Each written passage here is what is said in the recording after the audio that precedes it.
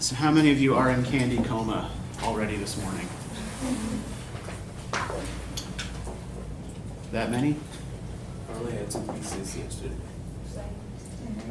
That's admirable self-control. That's all that was in my house. Fair enough. Yeah, that's a big part of the reason why this is here. This is not supposed to be in the house. Okay, so let's continue sort of where we left off from last time with Sakuntala and the Ring of Recollection. So today I want to first start with a little bit of context and talk just briefly about the Gupta Empire in the period in which Kalidasa lived. Right, so the Gupta Empire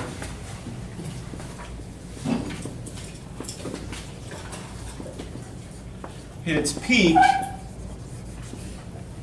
in Kalidasa's lifetime. So sort of between about 320 to 550 of the Common Era. A lot of historians believe that the Gupta kings didn't actually come from the warrior caste, right? The Kshatriya caste. There's some evidence that the Gupta kings were, in fact,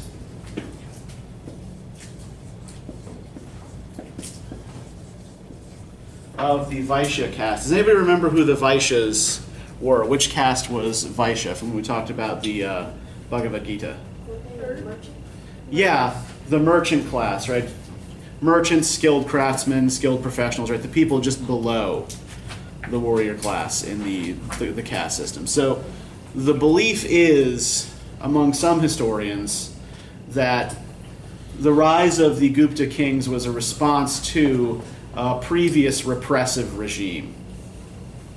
That the class underneath the warrior and king class rose up and overthrew them. And that's how we ended up with a dynasty that was not really sort of the right caste. And that would also sort of go some way to explaining some of the relatively irreverent attitudes towards caste that we see in Kalidasa's play, right? For example, the fact that the buffoon, the clown in the play, is a Brahmin, right, who doesn't speak the way a Brahmin is supposed to, right? The important characters in the play, the king, the various courtiers, the sages, and the divine characters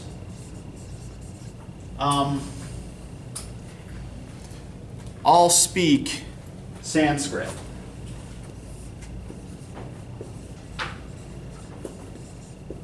Now, Sanskrit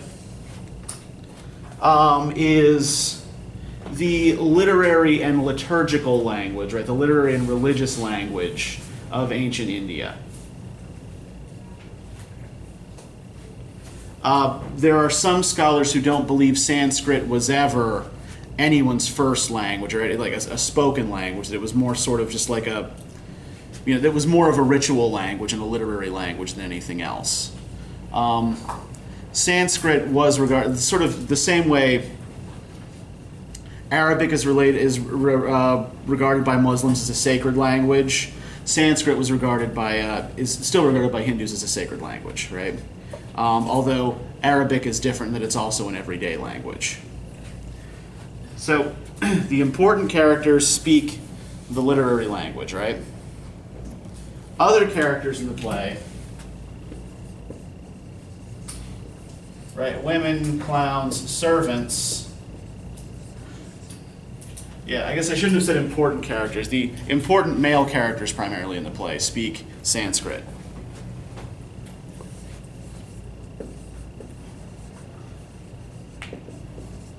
speak what are called Prakrits. Prakrits. And a Prakrit is a regional dialect. India has always been a multi-ethnic and multilingual nation. And each region has its own language, right? Even today, there are dozens of recognized languages spoken every day. And there are differences between, say, Gujarati and Kashmiri, right? It's not the same language. These are what we call Prakrits, right? They are specific to particular regions. They're often related to each other, and some speakers of some Prakrits can understand, with time and care, speakers of other Prakrits. But the point is that these are common everyday languages, right? They don't have the same cultural heft that Sanskrit does. Now the Brahmin character, right, our buffoon, Madhavya, also speaks one of these Prakrits, rather than in Sanskrit. So the very irreverent attitude towards the Brahmin caste may have something to do with the comparatively humble origins of the Gupta dynasty. Now, this particular dynasty also, probably the best known king was the king whom Kalidasa probably served. He probably worked at the court of Chandragupta II, who expanded the size of the empire dramatically, right? He was a great conqueror who, in particular,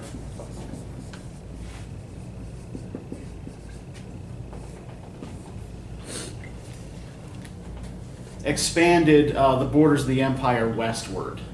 So you may have noticed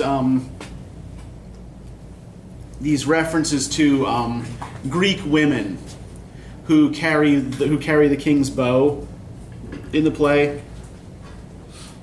These women would have come from a region called Bactria, which is in, I believe, sort of like what is now Pakistan, and would have been a part of the Gupta Empire that would have been acquired during Chandragupta's reign. So including them is sort of a way of praising the king, right?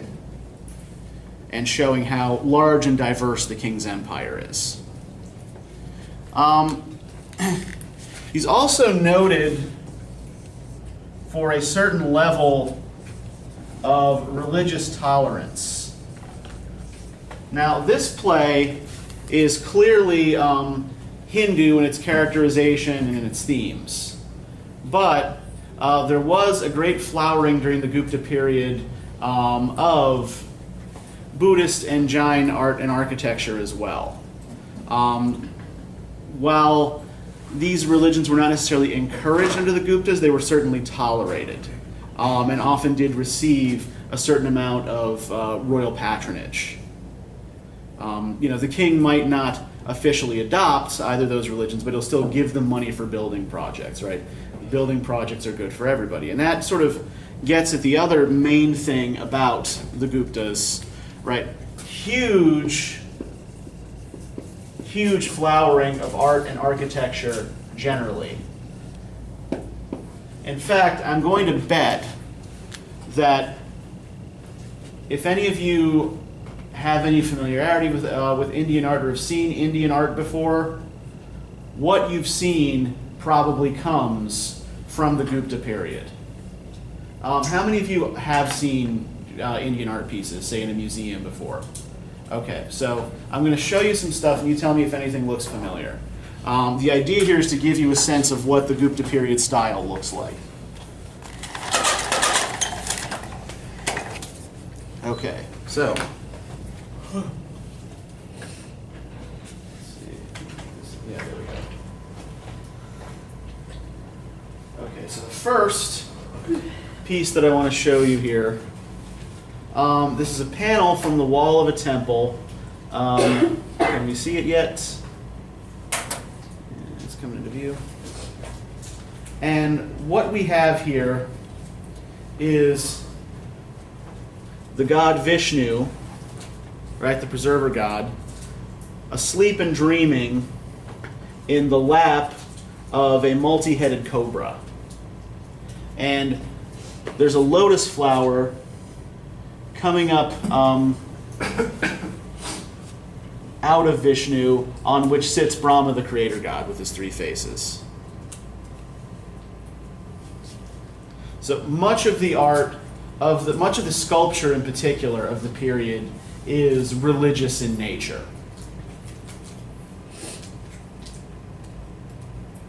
Now this is a Buddhist painting from the same period, showing one of the Bodhisattvas. The concept of Bodhisattva will actually be much more important when we look at Japanese literature in the Tale of the Heike than it is for looking at Indian literature right now. But essentially, does anybody know what a Bodhisattva is in Buddhism? Okay, a Bodhisattva is a human being who has achieved enlightenment and could become a Buddha, and sort of release himself or herself from the cycle of reincarnation entirely, but decides instead to stay behind and help others reach enlightenment. So yeah, here we have a Gupta period Bodhisattva. This is a painting from a cave wall. There are a lot of cave complexes that were used as shrines and monasteries at the time. And this is what a Gupta period temple looks like. Chandragupta and his predecessors and a few of his successors built dozens of temples across India. This is one of them. We see, so this should give you a sense of what some of the characteristic features are. So what we're seeing in this period is a moment when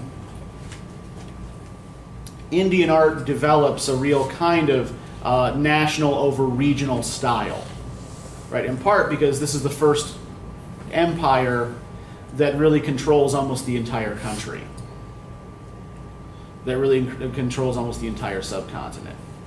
And this has literary impact as well.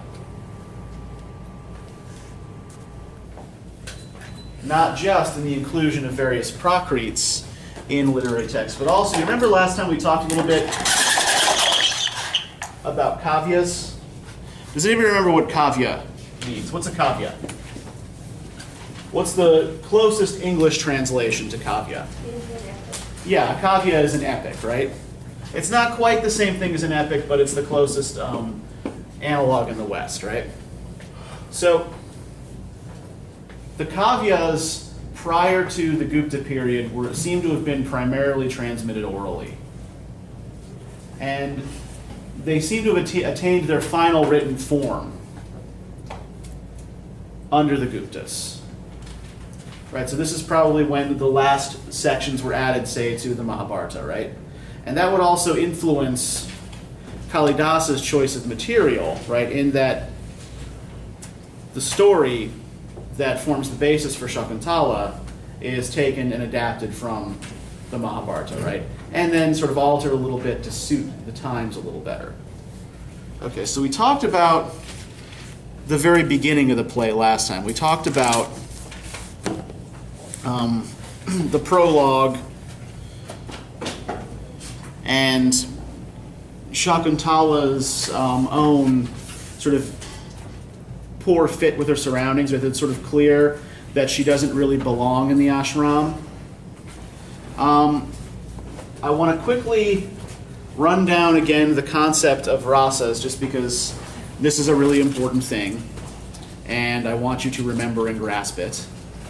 And then we'll sort of go back into the play itself. So, like, if you have any specific questions or any specific comments you want to make about any scene, you just keep those in mind for a minute, and we'll get to it. All right, so Does anybody recall what those 8 rasas we talked about last time were? You don't have to, the English names, not the Indian names. You have anger, Okay. Anger, lust, wonderment, yep.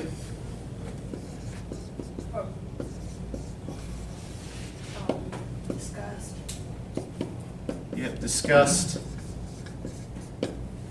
Compassion. compassion.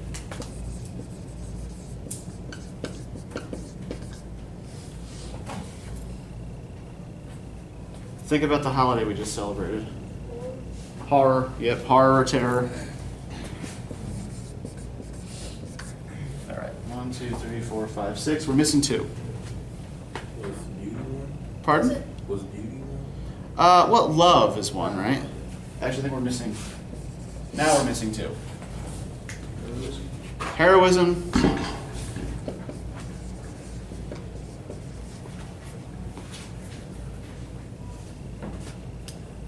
And there's one more. What is the, yeah, Larry? Was it like happiness? Sort of, yeah. I mean, laughter. And a rasa, right, is not the emotion itself. Right? Rasa translates more or less to flavor.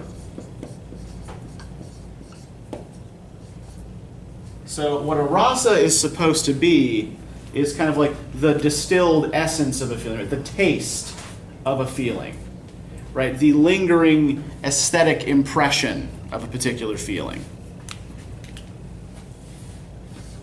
Right? It's an aesthetic impression, not the feeling itself.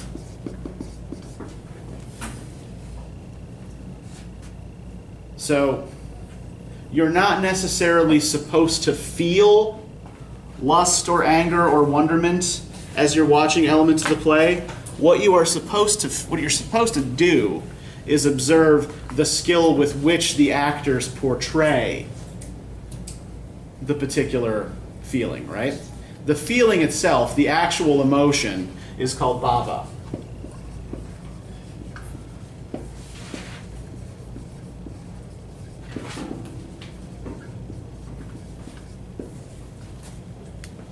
So, bless you. Rasa theory here suggests that what you're supposed to get from a play like this is a kind of detached enjoyment where you recognize the various aesthetic impressions that the actors are conveying, but don't necessarily feel those feelings, right? This would be a little bit different from, say, Greek tragedy, right? What's a Greek tragedy trying to get you to do or get you to feel? The emotions so you can purge, so you have catharsis. Yeah, it's trying to, get you to purge all of those negative emotions of pity and terror, right? It's trying to get you to force all of that out. A play like Shakuntala is not trying to get you to do that, right? It's not an emotional enema the way something like Medea is. I like that analogy. Yeah, all right, I'll stick with that. It's instead just supposed to give you a taste of various emotions, right? Of a range of emotions. Okay, so with that in mind, what did you guys think of this play? We didn't really manage to get into that last time because we didn't have the time. I liked it. Okay, what'd you like about it? Well, I liked the actual story. Okay. And I liked how poetic it sounded, especially when he's describing his love and everything. And I liked it had a plot, like a real plot. This happened, Okay. and caused this, and then and then it ended happy.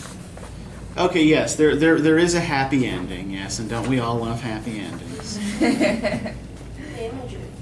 Okay, what? She says how they describe Uh-huh. it, but not just that, but the imagery you have throughout this play, like you have the mango tree, Okay. leaves gently caressing her cheek. Yeah, Yes. and the thing with the bee. Okay, yeah. And Why? chasing her around. Why is the bee important? This is not an arbitrarily chosen image, right? Why is it so important that what brings them together is a bee? Because bees are what pollinate flowers. And she's constantly compared to a lotus flower. Yeah. Yep, exactly right. And Is the lotus flower like a big representation? lotus flowers are really culturally important, aesthetically important, religiously important in India. The photo of the lotus flower coming up, so. Yeah. Lotus flowers are, lotus flowers are a big deal. I think it's from the petals of the lotus that the food of the gods is made. It's called soma.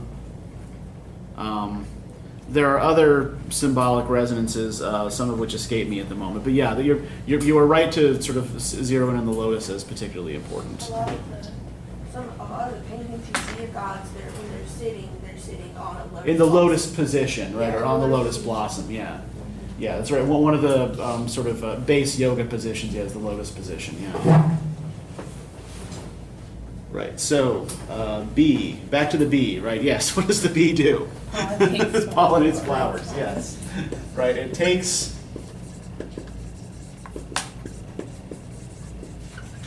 the pollen from the male part of the flower, brings it over to the female part of the flower, right? And then the flower is able to reproduce, right? So essentially bees are how flowers have sex, right? Yeah. So we see here, like in this little episode with the bee, we see a metaphorical representation of erotic attraction between Shakuntala and Dusyanta, right? Which is not just Dusyanta sitting in the bushes being creepy, watching these three young girls water plants, right? Do we see other similar? Now you talked about the mango buds, and do we see other similar plant-based imagery? Her father Mm-hmm. calls her the jasmine tree. And Okay. Now the jasmine tree has her mango And why the jasmine and mango? because she's the daughter of a nymph. So like the trees are pretty much her sister. She calls the mango tree is her sister forest moth. Yeah.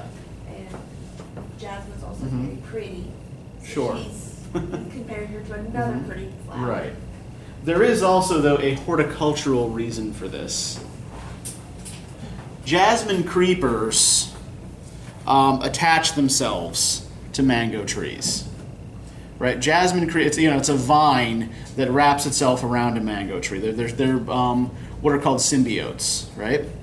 Do you guys know what a symbiote is? What a symbiotic relationship is? Yes. Like they both help each other. Exactly. Yeah. Like it's two life forms that coexist and help each other. Like a parasite just attaches itself to another life form and doesn't help. Right. It just takes. A symbiote attaches itself to another life form and helps in some way. So yeah. So the jasmine and the mango have a symbiotic relationship. Right. Jasmine creeper wraps itself around the mango and doesn't let go. So that's what the comparison is here between the jasmine and the mango, right? It's supposed to evoke the enduring love between these two characters, between Shakuntala and Dusyanta. Now, anything else that you guys noticed in the play that you want to talk about, or that you want to ask about? How did the kid grow up so fast? Did they skip around? Divine heritage. Yeah, I think yes. A little bit of divine heritage, a little bit of time doesn't work quite the same way in places that are removed from the mortal realms. There's also some suggestion that Dusyanta and Shakuntala are separated for a good long time, right? That he is pining away for her for quite some time. And let's sort of look at that pining, right? That kind of lovelorn behavior. What does this lead him to do? How does he act when he is... Okay, yeah, he's depressed, right? To a painting in the beach. He like Yeah, he's making that painting. he like cancels the festival and he doesn't. What festival does he cancel? Spring. Cancels the spring festival, right? Spring is canceled this year. Now, why does it matter that he cancels the spring festival? Because that's what Because like the flowers will blossoms, grow. the blossoms. Yeah, he's canceled the spring festival, and none of the flowers will pollinate now, right? Trees are sprouting buds that are growing no fruits. Everything is sterile, right? Spring is the season of growth and fertility, right?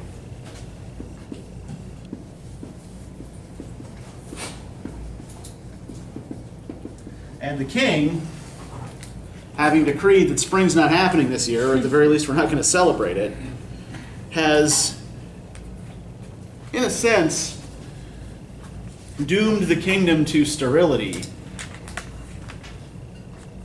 until he can be reunited with his love, right? So let's think of it sort of how this connects with the duties of the king, right? Where do we see the king performing his duties, doing the sorts of things a king is supposed to do? You see him do it in the beginning. Okay. When the god, like the divine people come down and tell him he has to like banish the demons. Okay, yeah. He's told he needs to go fight some demons, right? He has to protect the ashram first, right? He has to- There's the rampaging elephant, and okay, so yeah, he protects and preserves those who follow the religious or ascetic life, right? What else? He gets Sakuntala pregnant. Okay. Well, how is that part of his duty? He's supposed to have the heir. He is supposed to have an heir, right? So he's he does manage to produce an heir. What else does he do? Do we see him doing that directly has to do with a king's duty, sort of as defined culture? The thing where he gets the letter saying this man died and gave him all his will. And Okay, yeah. He judges in these kinds of disputes, right? Makes sure, right, that he distributes wealth fairly to his subjects.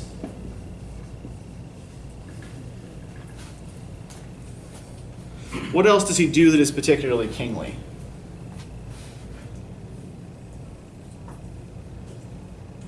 Like often he helps with all of the ability. Doesn't read too much. Uh-huh. Yeah, he protects his friend, the Brahmin, right? Although that would probably fall under protecting and preserving, the religious, right? Even though all the Brahmin seems to do in this play is make little sex jokes. What about when Shakuntala is brought to him? Well, since he kind of doesn't remember her, he kind of like says, like, why are you, bashing my name, saying that I married you and you had my kids? It kind of uses that, his power to be like, I'm the king, I'm higher than you, you need to step down and stuff. Well, technically they would actually be members of the same class. Given, her parent, we talked last time about her parentage, right? That she is not, well, if her father was Kanva, the leader of the hermitage, she would actually be of a higher class than him, a more spiritually pure class. But because of her actual parentage, she's an adopted daughter, she and Dusyanta are actually of the same class, which the most important thing is that it means they can easily marry. But But she's a woman and he's a man. And What forgets who she is. But- so he doesn't know Yeah, who he's she is. he's forgotten who she is. Yeah. Yeah, go ahead. I thought, because like I said before, with that letter, whenever he got the letter, he was like, make sure that the woman who's saying that, because you know the man didn't have any heirs, but this woman was saying, oh, she's pregnant. He was like, make sure that that's his son. Make before sure I that's give- really his son. If Yeah. I give the money to him, Uh-huh. her, and the same thing, he was like, she's so beautiful, I will remember, you know. And if I marry her, Yeah. this is not my son, then. Yeah. So he's forgotten that he married Shakuntala, right, because of the angry sage's curse. And she's lost the ring that the sage said would break the curse. So this pregnant woman shows up in his court and says she's his wife, but he honestly does not remember her. So what is he worried will happen? That the son will be someone else's child, and that he Yeah. will rule the kingdom. That this is someone else's wife bearing someone else's child, and that, yeah, one, that means that his bloodline loses the kingdom, and two, that he would be claiming another man's wife. And so he worries that the sin of claiming someone else's wife is greater than the sin of rejecting a woman that he actually did marry. Right? He's weighing the two in the balance, and this is what he decides. So, in the original story in the Mahabharata, Dusyanta's motivations are nowhere near this noble. Right? In the original story in the Mahabharata, yeah, he knows who she is. He remembers who she is. There's no curse of forgetting. He just tries to pretend he doesn't remember her, and that she's lying. And a voice from the heavens says, hey, knock it off. You did marry this woman, and she's carrying your heir. But because of changing cultural attitudes and cultural mores, right? Kalidasa, as we talked about last time, has to adapt the material to make Dusyanta's behavior more heroic. And so there is no point in the play at which Dusyanta can behave like a rogue or like a cat or like a bad king. All of his decisions have to be motivated by what's best for the kingdom, and part of what's best for the kingdom is keeping himself spiritually pure. So yeah, he does not want to claim Shakuntala because of possible spiritual pollution that would result from claiming someone else's wife. This is what he's afraid of. This is what he fears.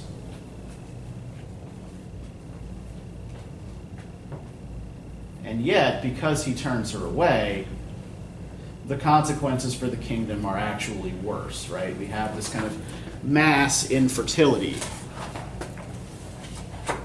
as these two lovers are kept apart from each other.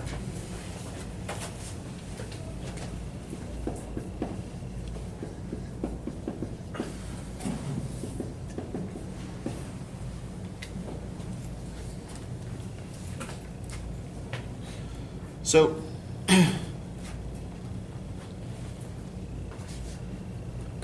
the epithet that's often applied to the king, does anyone remember what people tend to address the king as? What little formulaic phrase they tend to use when they talk to him or about him?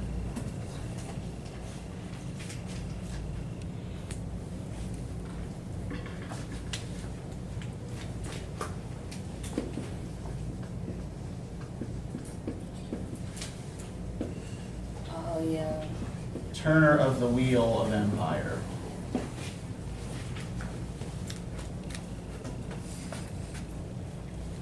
So, this image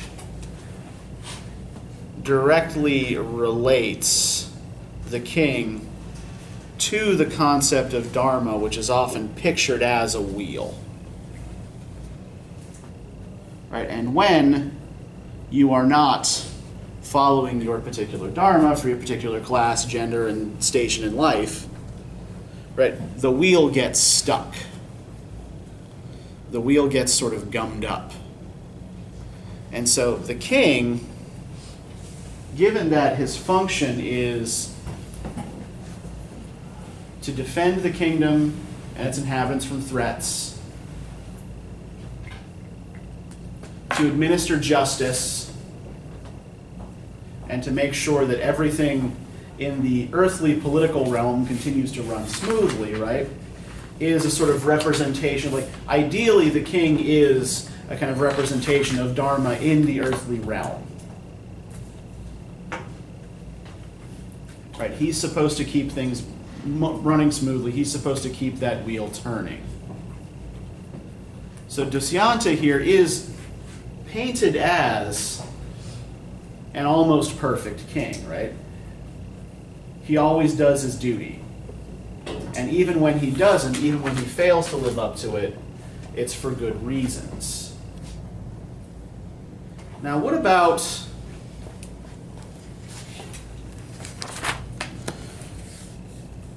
the way the court is portrayed, or the way the king's court is portrayed, as opposed to the way the ashram is portrayed? What's the ashram like, where Shakuntala comes from? Pardon? It's more, there's no competition for a higher standing or nothing. Everybody just, there's a routine, there's a ritual to everything. Okay. And everybody, from what I've read, seems kind to one another, Mhm. or tries to be kind to each other. Yeah, okay. On the one, yeah, everybody in the ashram cooperates. Right? There don't seem to be rivalries or jockeying for position. What about the styles? What do people wear in the ashram? What's the first thing we see Shakuntala described as wearing? Dress. A bark dress, right? Yeah, a dress made out of tree bark, right? So, right, simple clothing and adornment in a natural setting, right?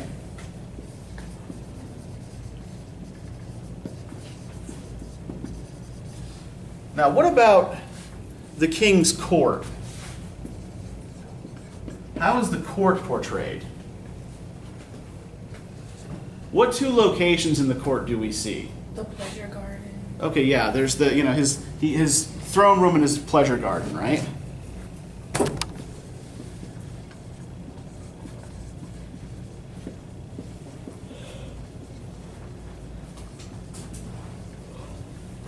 And what's the difference between a pleasure garden and the natural setting of the ashram?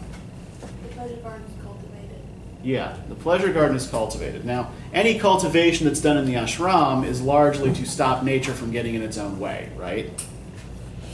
Is just sort of to keep things moving along. It's not for aesthetic purposes, right? A pleasure garden is cultivated purely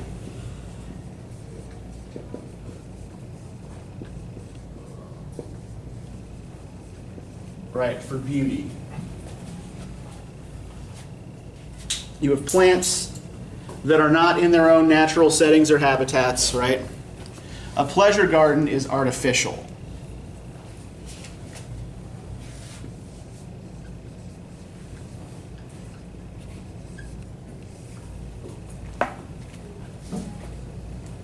So, which of these kinds of settings does the play seem to prefer?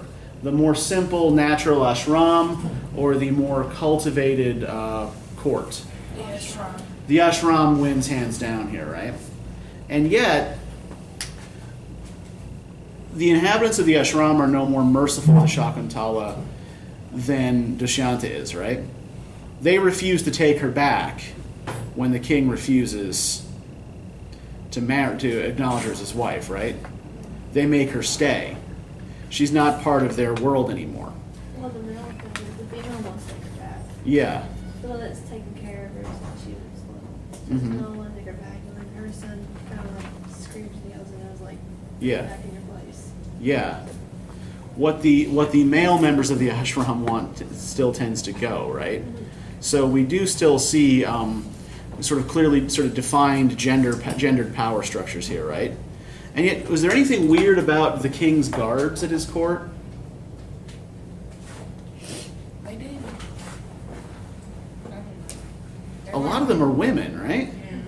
A lot of the king's bodyguards are women. Yeah, I did notice that when it said like she goes to. I was like, Yeah, yeah. It's not always immediately clear what characters' genders are if the names are unfamiliar, but yeah, a lot of the bodyguards are women.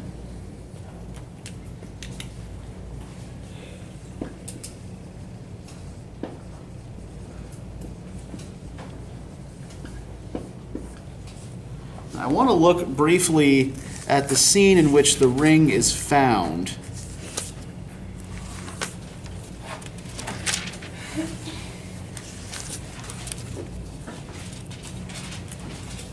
Between the magistrate, the policeman, and the fisherman. It's beginning of Act 6, page 919.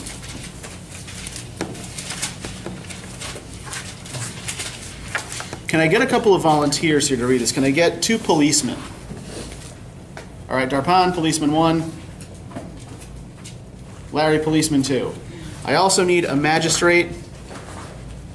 All right, Day should be the magistrate. And a fisherman. Ashland be the fisherman. Okay, so we start with the king's wife's brother, who is a city magistrate, enters with 2 policemen leading a man whose hands are tied behind his back. Both policemen beating the man. But it is still this ring with the king's name represented. Please, sirs, I would do a thing like that. Don't tell us the king thought you were some famous priest and gave it to you as a gift. Listen, I'm a humble fisherman who lives near Indra's Grove. Thief, did we ask you about your caste? Oh, Sukaka, let him tell it all in order. Don't interrupt him. Whatever you command, Chief. chief. I feed my family by catching fish with nets and hooks. What a pure profession. The work I do may be vile, but I won't deny my birthright. A priest doing his holy rites pities the animals he kills. Go on. One day as I was cutting up a red carp, I saw the shining stone of this ring in its belly. When I tried to sell it, you grabbed me. Kill me or let me go. That's how I got it. Januka, I'm sure this ugly butcher's a fisherman by his stinking smell. We must investigate how he got the ring. We'll go straight to the palace. Oh, you ain't trying to keep fire. Sukaka, guard this villain at the palace gate. I'll report to the king how we found the ring. Get his orders and come back. Chief, we love with the king. Januka, the chief's been gone a long time. Well, there are fixed times for seeing kings. Januka, my hands are itching to try and execute some garlic. You shouldn't think about killing a man for no reason. I see our chief coming with a letter in his hand. It's probably in order from the king. You'll be thrown to the vultures so you'll see the face of death fall again. Sukaka, release this fisherman. I'll tell you how he got the ring. Whatever you said, chief. The villain entered the house of death and came out again. Master, how will I make my living now? The king sent you a sum equal to the ring. The king honors me. This fellow suddenly honored. He was lowered from the execution stake and raised up on a royal elephant's back. Chief, the reward tells me this ring was special to the king. I don't think the king valued the stone, but when he caught sight of the ring, he suddenly seemed to remember someone he loved, and he became deeply disturbed. You served him well, chief. Thank you, Barrett, sir. This king of fish. My lords, half of this is yours for your goodwill. It's only fair. Fisherman, now that you are my greatest and dearest friend, we should pledge our love over Kambaba Blossom wine. Let us go to the wine shop. They all exit together. The interlude ends. Okay. So, first off, does this story look at all familiar? Does this little scene look at all familiar? Just think. Yeah. Keep going. What were you saying, Darpan? The fisherman tale. Yeah, the story of the fisherman and the genie, right? Where the fisherman is about to be killed by the genie, and then is, delivered through his own cleverness, right? Now, is this fisherman delivered through his own cleverness? No. No, not so much, right? He's just some poor bastard who found a ring and tried to sell it. But this particular line here, you shouldn't think about killing a man for no reason, right? There's that, refrain in the 1001 Nights there, it's a spare me and God will reward you, right? Kill me and God will punish you. Why are they treating this man so badly? Lower caste. Yeah, not just lower caste, like actually sort of outcast, right? He would be what used to be called an untouchable. I think that the preferred term now is Dalit, D-A-L-I-T. But because of the kind of work he does involves taking animal life, right? That would be regarded as spiritually impure, and it's a stain that would sort of attach to him, right? So they're really nasty to him because of his lack of a caste at the beginning, right? Yeah. What happens, or like not really what happens, but what do they think happens if you do touch an untouchable dummy? Well, it's essentially a form of spiritual pollution, right? And the kinds of work that people do based on their caste, right? It's the Dalits do everything that is considered unclean. Because my friend went to India Mm-hmm. to go home, and she said that they were like begging, and she tried to give them like some money, but her mom like hit her hand and said, "Don't do that." Yeah, there are. There was an incident a couple years ago as well. Technically, the caste system is illegal in India today. People aren't supposed to abide by it, but it's really difficult to kill centuries-old traditions.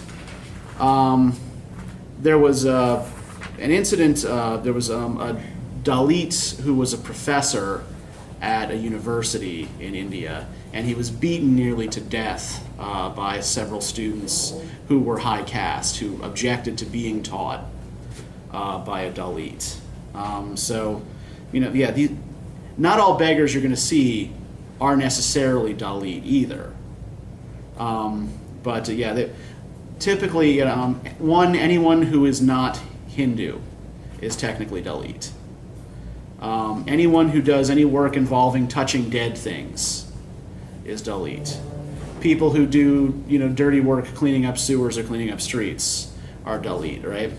So the physical impurity, the physical uncleanliness of the work mirrors the spiritual uncleanliness that those without caste are assumed to have taken on.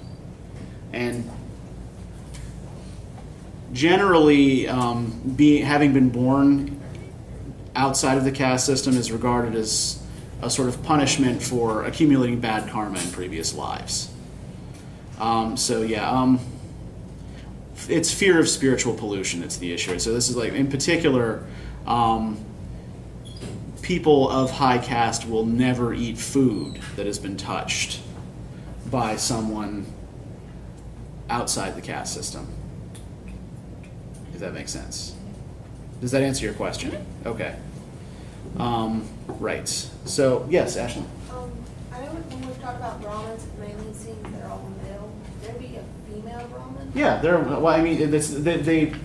their dharma would be different than that of a male Brahmin, but yeah, Brahmin is just the caste itself. It doesn't necessarily refer to the job that you do, although the job that you would traditionally have done would be defined in part by your caste, right? So when the Brahmin caste, male Brahmins would primarily have been priests and scholars. That's really my question. Female Brahmins would have largely been wives of priests and scholars. Well, that's what I was asking is, could there be a female Brahmin that's also a scholar, and not just the wife of a scholar? Traditionally, probably no. Just as, the Kshatriya, right, it's the warrior caste, right? But the fighting would primarily be done by men, right? The fact that the king has female bodyguards is more of a kind of status symbol thing.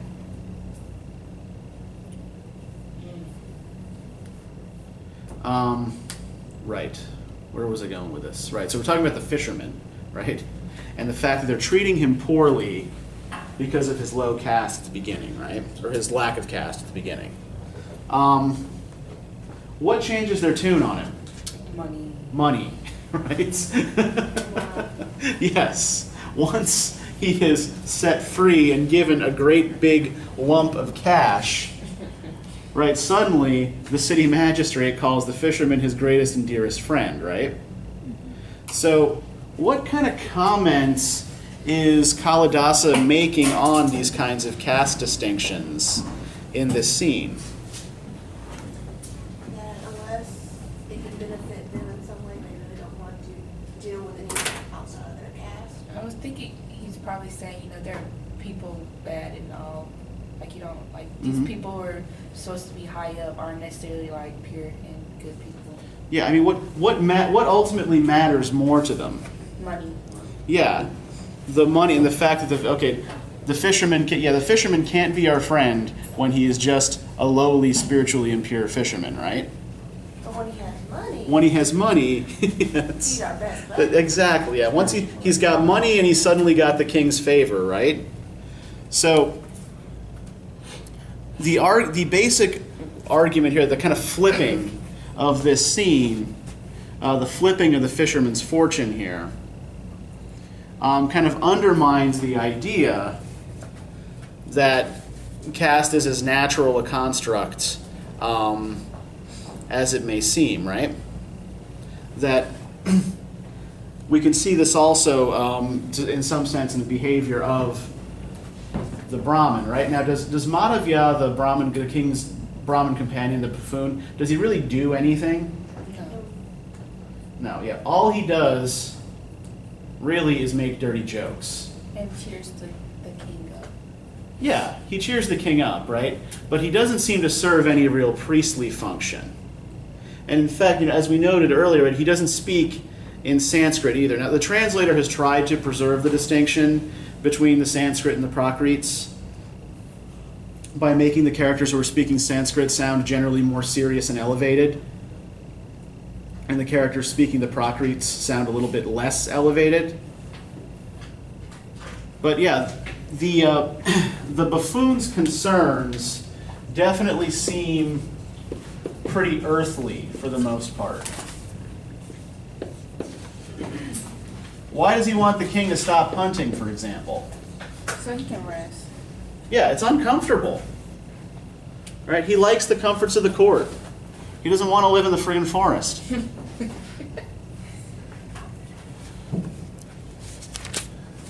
If we look at, let's see, where is this? The scene just after the fisherman's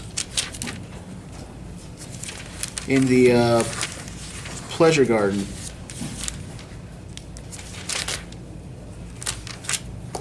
Right, he makes a joke about his, the buffoon makes a joke about his staff, right? Which is clearly, it's supposed to be, it's basically supposed to be a dick joke, right? He makes another joke at another point in the play about, a particularly attractive woman grabbing him by his tuft of hair, right? That's also supposed to be a kind of sexual pun. So, by turning the Brahmin into a buffoon and having him do almost nothing but make sex jokes,